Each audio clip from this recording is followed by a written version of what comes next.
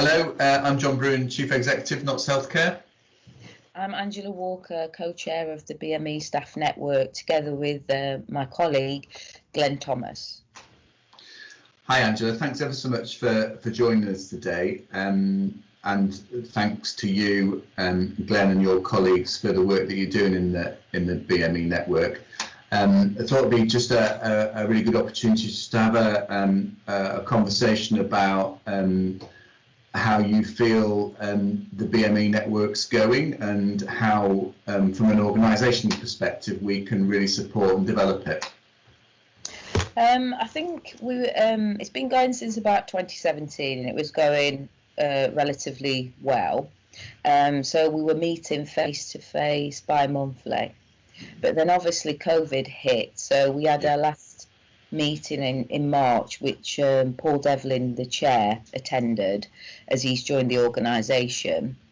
But then more recently, as time's gone on, we've end of April decided, probably listening to some of my colleagues that work in other organisations like social services in the council, we're talking about having virtual meetings.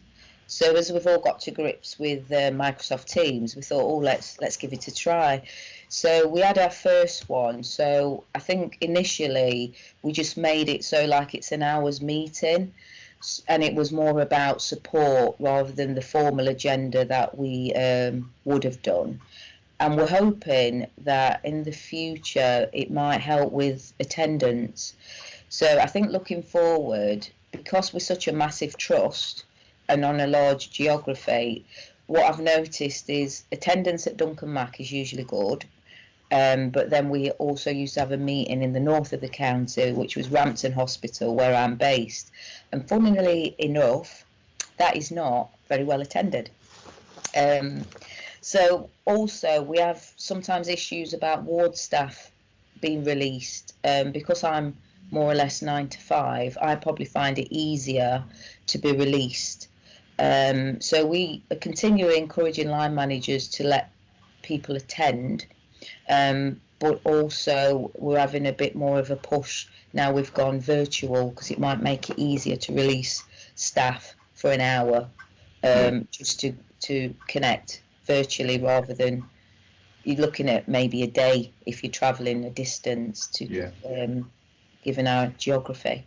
Yeah, no, I think that's a really good point, isn't it? I think the technology that has been used since the start of COVID is going to enable so many different things, whether it's clinical conversations, but important in this context, how we can help engage with all sorts of staff that ordinarily, like you say, wouldn't be able to travel or couldn't find the time commitments, to have a mixed menu of ways that people can engage, whether we have some days set aside, but equally some shorter 1 hour MS Team meetings where we can get a much greater contribution from a larger number of staff. I think it would be really important to get the richness of people's experience. I think it would really help develop some of the things we want to do in the network. And I think sometimes outside the 9 to 5 hours, where you've got sort of other clinical staff that work outside of the 9 to 5, the shifts type thing, maybe we can look at that in the future. Yeah, no, and again, I sometimes get some of that through people dropping me emails or writing about things, but often it's the very fact that they're writing it's often an issue or a problem, and so again I get quite a narrow view, and I think it's really important that we catch some of the real positive good stuff as well. I'm not saying there isn't anything that needs sorting, but that ability for more people to be able to speak would be really good. Can I just ask you something? We're obviously in the middle of the COVID pandemic now. The chair, Paul, and myself wrote to all our BME staff over the weekend and started to get a bit of quite positive feedback from that. Yeah.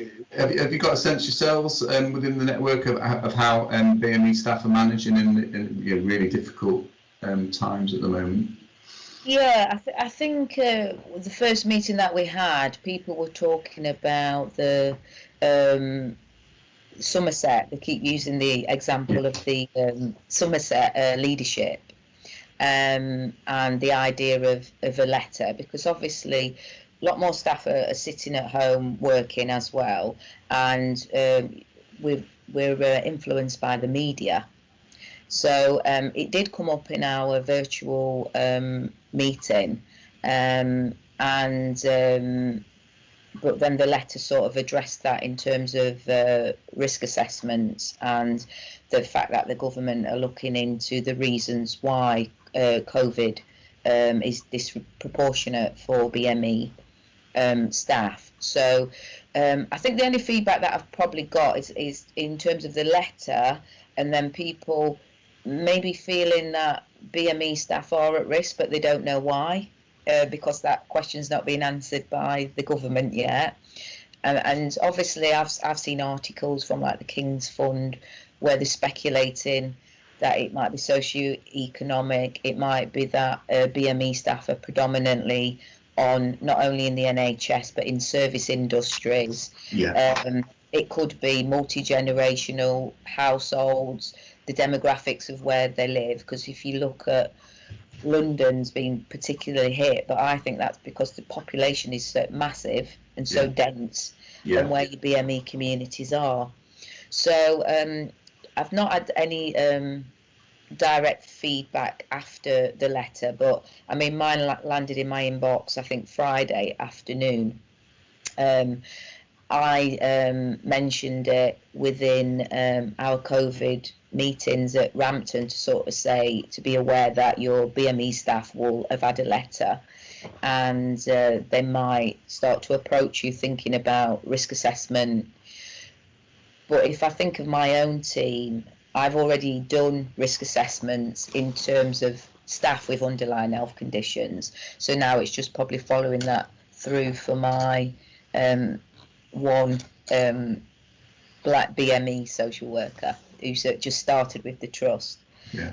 So yeah, it's early days, I suppose. We'll probably pick it up on our next virtual meeting, which is it. We've gone to monthly virtual meetings where the face-to-face used to be bi-monthly. So no doubt we'll may pick that up on the next call. Yeah, I think that your point about risk assessment is really key, isn't it? That there's been a lot of, like you say, there's been a lot of talk about that nationally, but in essence, there's no described template as to what it has to include, which in some ways I think is quite good, because I think it should be a really personalised conversation between the individual and their line manager that goes through, the potential issues and the potential risks, and how we as an organisation can reduce that risk as much as possible and make sure people feel supported, whatever their work environment is. And so it's going to be a piece of work, but I think it's important that we get it right and people feel as supported as possible. Yeah, definitely. Okay, and then perhaps to start to wrap things up a bit, there's obviously been quite a bit of commentary on from regulators and staff about some of the concerns within the trust from a BME perspective, and we started to look at that. Some of the work we're doing around our overall culture and values, and how respect and compassion are really important to the way we work. And we started to do some work through the Connecting Not space and the Just Cultures, and a lot of that's been sort of suspended really because of the COVID, and we're really keen to get that restarted, just so that you're aware that we haven't put it to one side and forgotten about it. I think it goes right to the heart of some of the things that we're talking about. Yeah, definitely. Yeah, so various members of the network were involved in the people and culture strategy, as was, and some of the groups that were going off there. And then some have been attending Connecting Knots as a network, and we kind of encourage that within the network and development opportunities. So some of our members have taken that up. Myself and others in the network with our HR colleagues had attended the Just Culture training, but then sort of COVID has just put a pause on everything. And then obviously I work at Rampton, so we'd had the CQC. We're starting to think about how we can address some of the issues, and then it's all been paused, so it's a bit good to look into that again when it calms down a bit. Yeah, and we can start now that MS Teams is working well. We can start some of this virtually as well. So I think it's going to be some time before we're going to get a whole load of staff down at Trent Vineyard breaching social distancing. But we can access various different for using this technology, and again, it'll be a really useful way to restart things. Can I thank you again on behalf of the Trust for the work that you're doing with Glenn as co-chairs within the network. I think it's going to be a really powerful forum to help us, across many different domains in the Trust. And thank you, and wish you well for future endeavours. And just on a personal note, I'd like to thank you and Paul for my individual letter, but the step that you took in writing to the members, not only of the network, but all the BME staff. It's appreciated. You're very welcome. Thanks very much. Okay then. Bye.